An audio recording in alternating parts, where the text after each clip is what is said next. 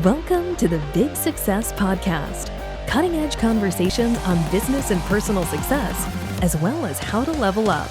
Here's your host, #1 business coach in the world, Brad Sugars. Hi, and welcome to this episode of the Big Success Podcast. I'm Brad Sugars, and BS stands for Big Success and Brad Sugars. That's right.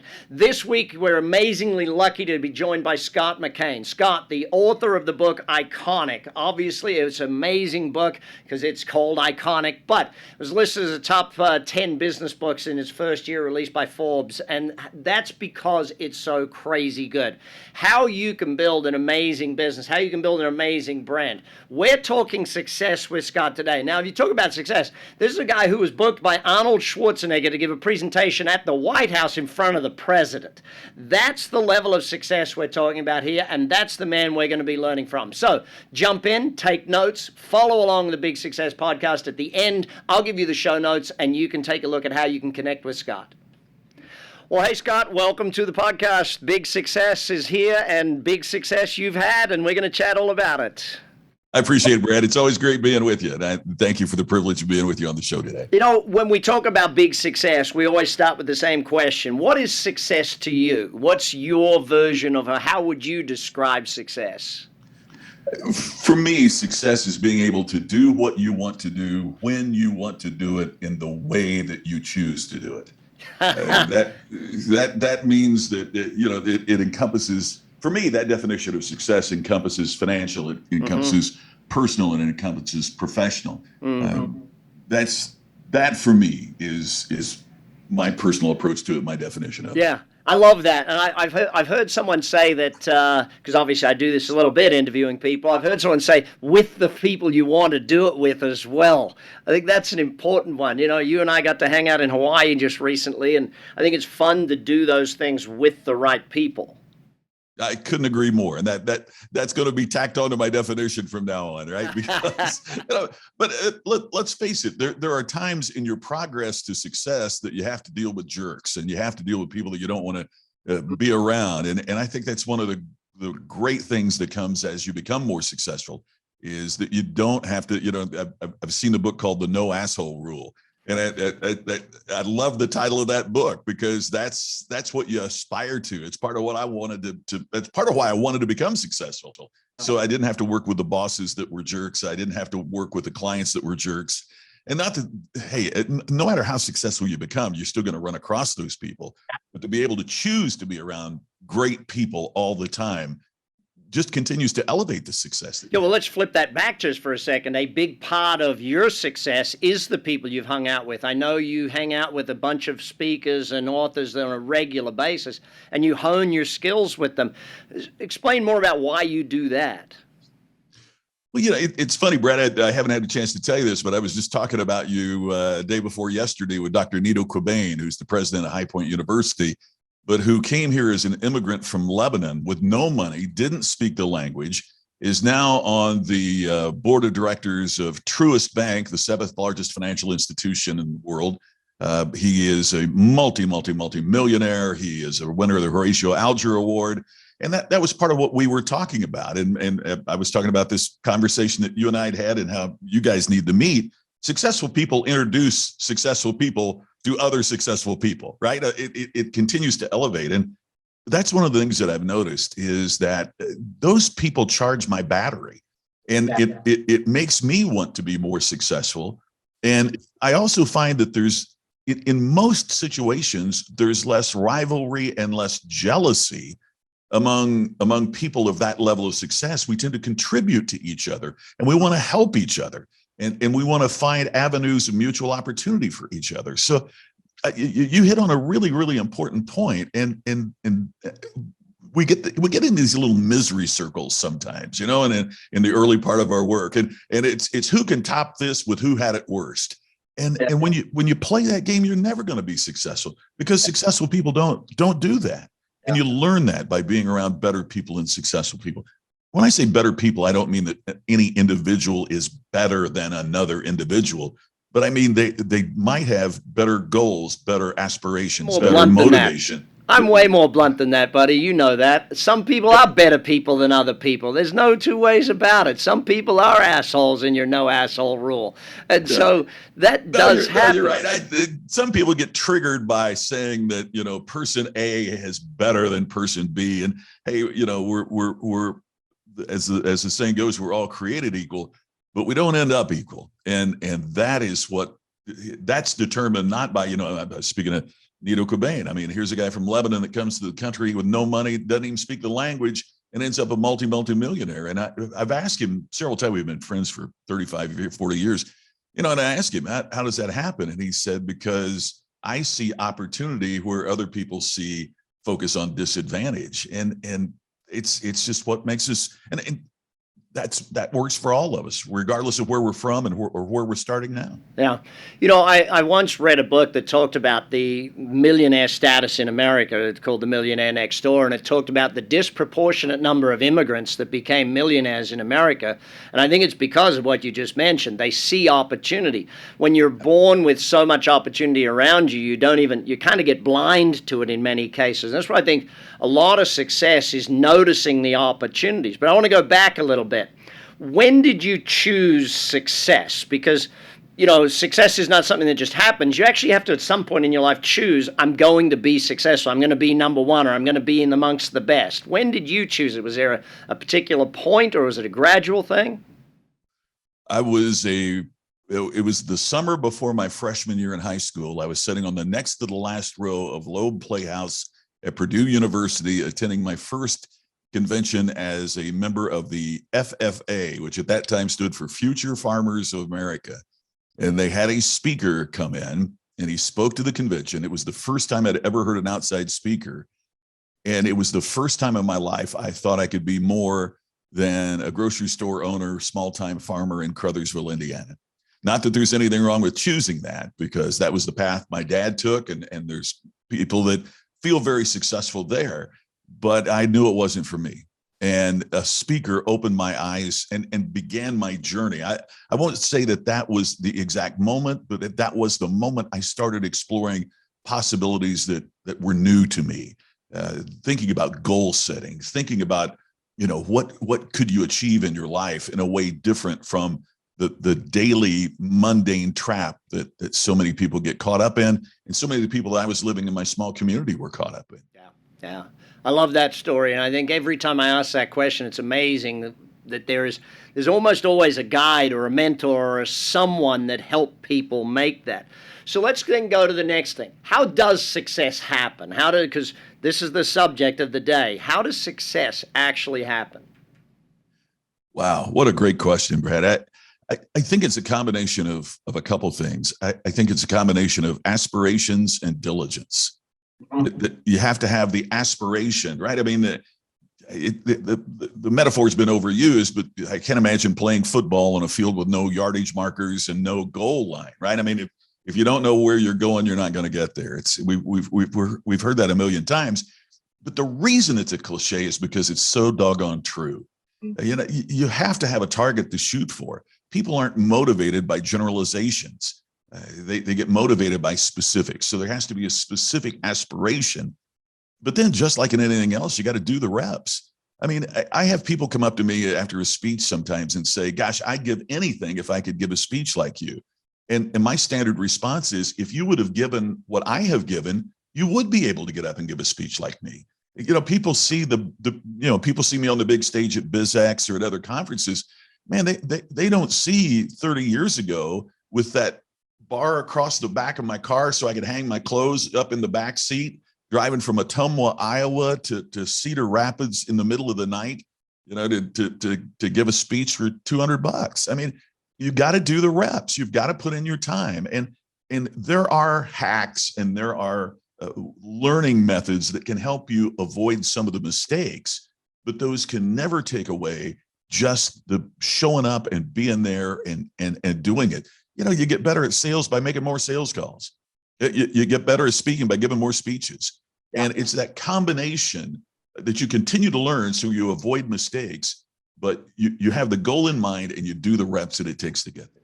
So let's flip that over again then. How can failure teach success? Because you and I both know we didn't get here without making mistakes and having some learning experiences along the way. Yeah, yeah. And that's why mentors are so important. And I think we tend to think of a mentor as a person that we know individually. But I shook hands with Jim Rohn one time, but yet I consider him, as I know you do as well, a great mentor, because we have learned from the audios and the videos and the training that he's left behind. I had the good fortune to know Zig Ziglar, and the mentorship there wasn't intensive in terms of time, but it was significant in terms of relevance, because I got to see that he lived what he talked about. Because we've all seen those folks that stand on stage and say one thing, and off stage there's something else. The chance to see the congruency in his life was really significant. So I would encourage folks to get training, right? I mean, to find a mentor, to get coaching. I have a speech coach. You continue to learn, you continue to grow. And to me, success is not something that you cross this goal line, because some of the saddest people I know are wealthy people who feel warehoused. They got to a certain point and they stopped doing the things that got them to that point. So there's nothing for them to live for, nothing that drives them, nothing that I have a speaker friend who retired, and he retired at age 67. And the next day he was an old man, because he had nothing to go for, nothing to live for. George Burns, who lived to be 100, said, "I can't die, I'm booked." I love it. So let's go to, we're going to take a quick break. We're going to come back after the break. We're going to talk about three main subjects: success in being in your iconic branding, how to be distinctive, and how to build that customer experience. You're with Brad Sugars on the Big Success Podcast. We're with Scott McKain today. We'll be back in a moment. Start living your life on purpose and with a plan. As Brad Sugars teaches, you only get 4,000 weeks, so learn the principles of success and make the most of your life. Join Brad's Purpose event now and create the life that you deserve. Visit bradsugars.com to attend this program as a standalone or as part of Brad Sugars' Entrepreneurial University. Welcome back to the Big Success Podcast. You're with Brad Sugars and our guest today, Scott McKain. Scott, you're a genius when it comes to branding. That is one of the things that I absolutely love learning from you. When you wrote the book Iconic, and you start to think about success in being iconic, what are some of the absolute fundamentals for someone in their business or in their personal life to be iconic, I guess? Well, that's a great question, Brad. It gets back to one of the things we've talked about, and that is playing the game your way. One of the things that I found about iconic individual performers and iconic organizations is that they were aware of the marketplace. Obviously, they're aware of their competition, but they're not obsessed with it. They have found a way to play the game their way. I don't think Tim Cook of Apple goes to bed at night worrying about what Microsoft or Samsung is going to be doing next. Apple's going to chart their own course. But I'll guarantee you the CEOs of Samsung and Microsoft, they're worrying about what Apple's next move is. Iconic performers find something unique. They chart their own course. And it's critically personally as well as professionally. You've met my wife, Tammy. I did not get down on bended knee and hold that little box with the diamond ring in it and look up in her eyes and say, "Honey, will you marry me? You're just like every other woman I ever dated." I mean, I hope you didn't. You're attracted to the uniqueness. You're special. You're different. And one of the problems I see in a lot of businesses and in a lot of careers is, it gets back to what we were talking about earlier about a mentor. I learn from the mentor, but I shouldn't impersonate the mentor. I learn from the mentor. I could model it, but I can't be an imitation.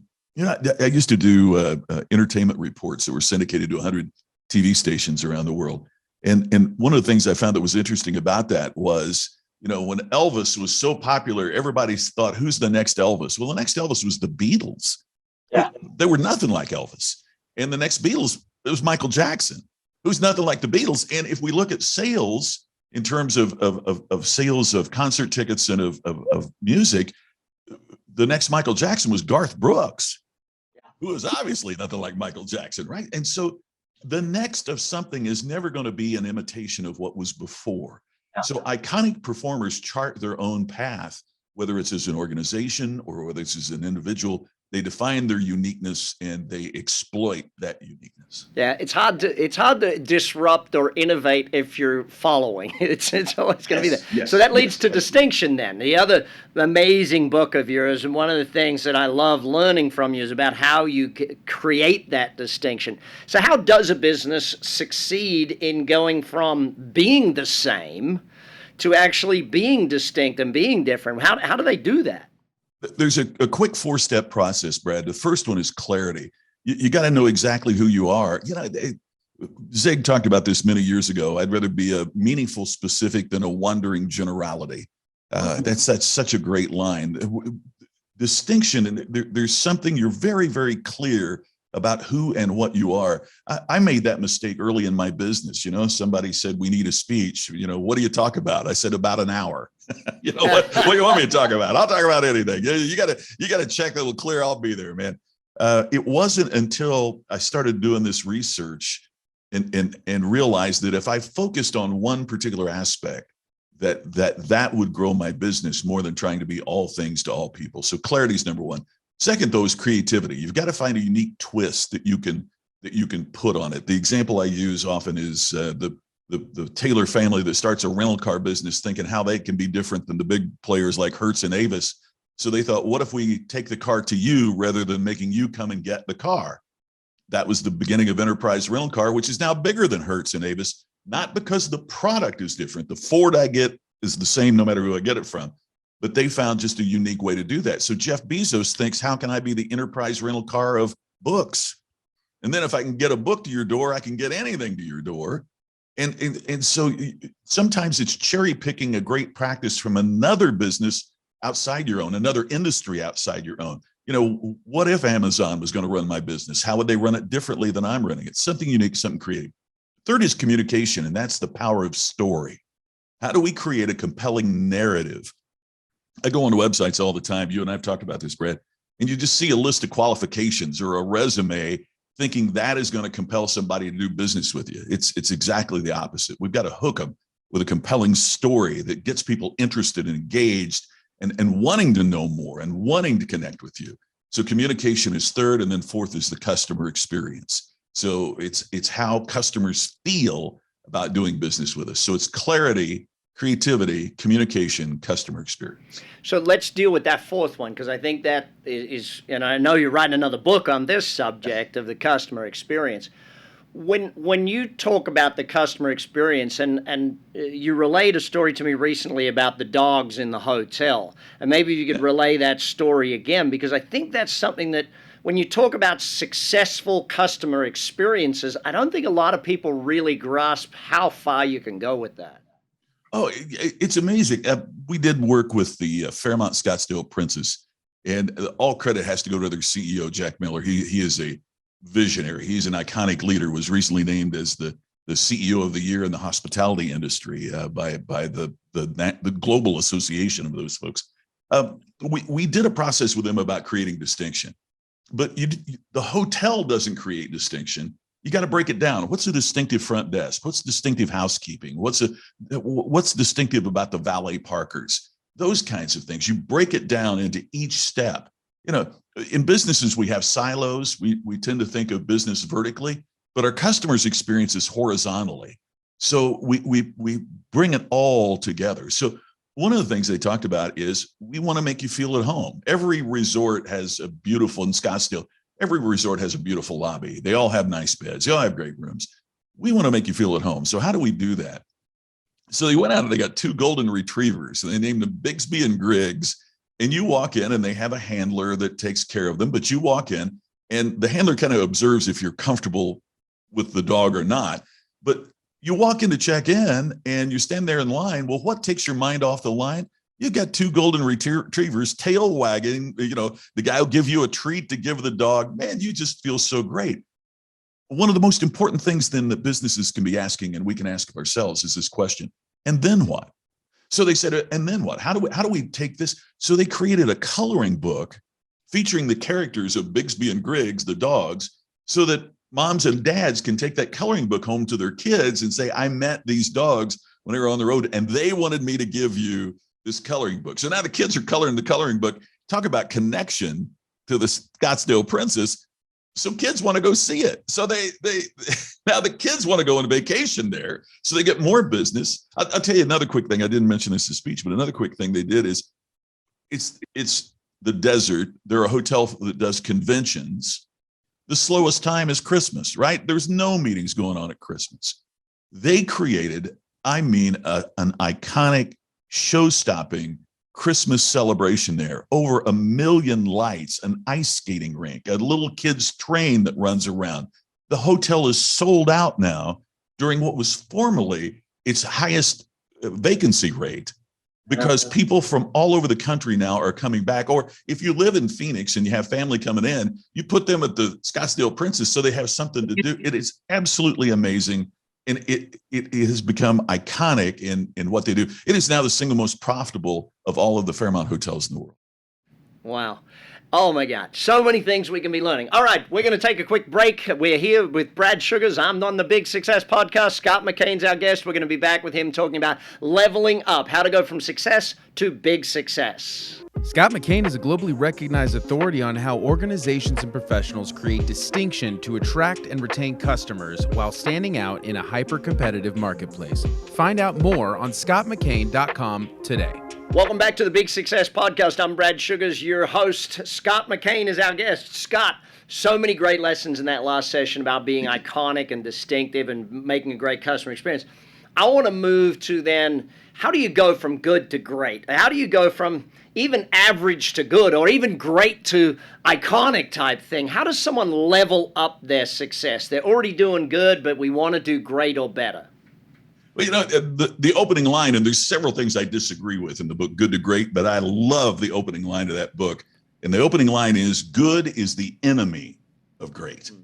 And when we see good enough as the enemy, rather than a stair step, we start doing the kind of thinking that's required for big success. See, I think big success also requires big thinking. To attain a higher level of success, it requires a different level of thinking. And it requires you constantly advancing your performance as you accelerate your goal. I want to accelerate my goals. When I first started in this business, to think that I could get in the Hall of Fame of professional speaking, you would think of that as a lifetime goal. What I realized pretty quickly is I got to keep setting bigger goals. I've got to keep setting higher targets, because that motivates us, that advances our performance.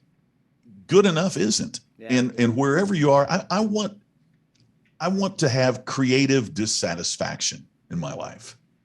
Right? I like that term. I like that. I want to enjoy my life. Don't get me wrong. I mean, and you and I have been around each other enough. I enjoy my life very much. I'm very fortunate. I'm very blessed. But I also want to have that creative dissatisfaction. There's more to do. And I found that true. I'll bring him up again, that Dr. Cobain that I was with a couple of days ago. He's talking about all these big plans and all the things that are coming next. And he says, so in the next 10 years, hey man, the guy's in his mid-70s and he's saying that here's where we're going in the next 10 years. Yeah. I find that so invigorating, so exciting. Yeah. And that's what I want to grow up to be. I sat with someone just recently who was talking about complacency, and I use the term often in business that people are fat and happy, not meaning that they're physically fat, but they're making $1 million a year and they're like, well, I got all I need. Well, business isn't about all you need. It's about the size of the marketplace. It's about serving the customers to the level with which you can do that. It's about building what you can possibly build. And that brings me to that question then, Scott, of how do you get someone to move from that millionaire thinking to the billionaire thinking? You've worked with a lot of companies that are multi-billion-dollar enterprises around the world, and they think massive. How does someone shift to that massive, big thinking? Brad, I think it gets back to something that you brought up earlier, and that is you surround yourself as best you can with other people who think that way. It's hard to set with all the people around you are thinking small and you're the outlier thinking big. It can be done, but it's incredibly difficult to do. That's why my battery gets charged when I get around people that think bigger than I do. It gives me a way to elevate my own thinking. It's also why, you said something in a why that I wrote down, and I have, Tammy and I have talked about it, Nito Cobain and I talked about it, that you can't coach your own business. You can't coach yourself. And I have thought on that, Brad, thank you for that. That really hit me because, I make my living going out and talking to other companies about how they can be better. But I realized I'm a pretty horrible coach for myself, and getting other input, getting other people to push you and to coach you. I was in a program over the weekend, and one of the things that the leader, the facilitator said is, if you leave here comfortable, I have not done my job. If you leave here and feel comfortable, I have not done my job. So I want to be around people who, again, make me creatively dissatisfied, that change my thinking and elevate my thinking. Because if you don't start with your thinking, your action is not going to follow. When you think bigger, you'll begin to act bigger. But it's hard to act bigger if you're thinking small. Excellent answer. All right, let's do a quick rapid fire one here. What's your short answer to these ones? We got 5 subjects I like to ask about. What's your key to success in these 5 subjects? First one, relationships. What's your key to success? Be there, be engaged, get off your phone, focus on the person that's right there in front of you. Health. What's your key to success in health? Health, it's doing the reps. It's knowing what you need to do and then doing it. Wealth. What's your key to success in wealth? Continue to be dissatisfied. Continue to strive for more. Yeah, there's all the other cliches about, don't spend more than you make and all of that. But that also tends to make you a little bit comfortable. Get out there and find ways to continue to grow. Next one, vacations. Successful vacations. How do you have them? Successful vacations come from planning. That comes from saying, I will shut down for this period of time. I will focus on it. So much of this, all the answers to these comes back to focus, right? So when it's time to play, it's time to play and shut it down, give yourself, and it'd be amazing how many creative ideas you have when you do shut it down. The mind will begin to work at a different level, at a different pace. And so it's critically important. And again, just like with the relationships, when you're on vacation, be there. Yeah. I refuse to take a 1-week vacation. I don't believe I can shut down in that time. I need to take a 4-week vacation type thing for my brain to get out of it. Okay, last one, fun. You and I are just alike on that too, by the way. I'll take 2 days, 3 days, but I won't take a week. Success in the world of fun, having fun. How do you be successful at having fun? For me, success, having fun is being around great people, having a great time. And you don't have to be in, paradise to have that happen. You could be having bourbon with your buddies in a dive bar and it happens. It's fun is about the experiences you have with the people that you want to be with. Brilliant. All right. My final question. What's the best advice or the best quote you've ever heard on the subject of success? It gets back to what Jim Rohn says, when he talks about his mentor, Mr. Shoaff, and everything that he talks about in terms of to be the kind of person who is worthy of the success that you would desire to attain. And when you grow yourself, you grow your business and everything that, there's so many of them, it's hard for me to pick one. But if you want to hear the best on success, just go listen to anything by Jim Rohn, because his talk about how to be successful, become the kind of person that is worthy of that type of success. Scott McKain, thank you for being on the Big Success Podcast. We love hearing from you, and we wish you much more success in your life. Always great being with you, my friend. See you soon. Thanks. And that's the Big Success Podcast for today. Hopefully you took a lot of notes. Hopefully you learned a bunch. And hopefully you're going to take action on it. BS, Brad Sugars, Big Success, take action. Check all the show notes for all of the links. So make sure that you have links to every single thing that every speaker has in our show notes. Check them now. Click the links. Take advantage of it. And I'll speak to you again next time on the Big Success Podcast. You've been listening to the Big Success Podcast with the #1 business coach in the world, Brad Sugars. To learn more about how to achieve business and personal success, as well as how to level up or listen to past episodes, visit www.bradsugars.com.